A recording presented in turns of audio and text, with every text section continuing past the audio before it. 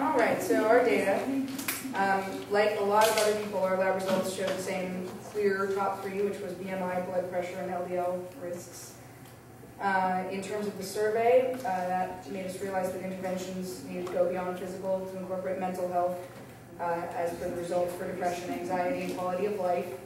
And then thirdly, the HWI staff are actually fairly young overall compared, I think, to a lot of state agencies. We've got 67% that are under 50. 28% are 29 or less. So our, wow. I know. So you, right? Well, I just barely, I'm 29. Okay. So, and then our, the mean age of our participants was 38. So it's a pretty young crowd comparatively. So in terms of what we're trying to accomplish, we wanted to increase, we're already doing a fair amount with physical activity, but we've had a lot of interest in nutrition, so we were looking specifically at nutritional awareness in terms of blood pressure, cholesterol, and weight control. Then increasing the number of wellness interventions that are related to mental and emotional health. And then brainstorming additional or non-traditional interventions that might appeal more to the younger demographic. So, our interventions that we were talking about. We've used brown bag lunches a lot for wellness activities, and we have already had a few financial planning related ones, but we've actually previously been talking about having more and having some that were targeted specifically at younger people, talking about saving earlier and just the exponential benefits and that kind of stuff, and for people who are starting out. So some that are targeted specifically to the younger crowd. As I mentioned earlier, we've got a lot of people that are walking, so we were talking about what other physical activities could be encouraged and how. We have a handful of folks who are avid bike riders, so we were talking about possibly establishing a bike ride or a biking group. We also talked about group rates with gyms. We're pretty small though, we're not even quite 100 people, so we might look at maybe piggybacking on existing group rates.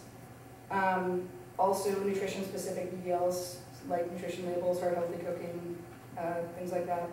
And we also talked about doing a regular potluck that is specifically a salad bar.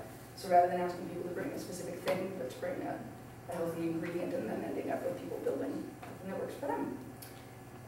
So in terms of measures, we are due already for an employee satisfaction survey. So we talked about designing a set of wellness-related questions to include in that what changes they've made based on what we're doing so far, what are the things that might be interested in changing, which of the topic areas have been most helpful, that kind of thing, and measuring those. And then in terms of the goals, it's reducing those top three risk factors on the biometrics, the BMI, blood pressure, and LDL. We talked about maybe 5% annually or something like that, just to...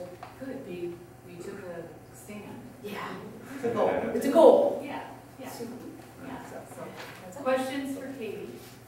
And Karen. And Karen. Well, I have a question, and I don't want to put you on the spot, but we talked about breadcrumbs today, and can you find your way back to, you know, if you're doing an activity, can you find your way back to it impacting either your data told you to do the activity or impacting what you're trying to change, which is your biometric indicators, it sounds like. So if we talked about the financial planning or the financial brown bag lunches, help me with the breadcrumb trail back to what it's going to have an impact on. That was to go back to the mental and emotional health issues, which we saw in the survey results.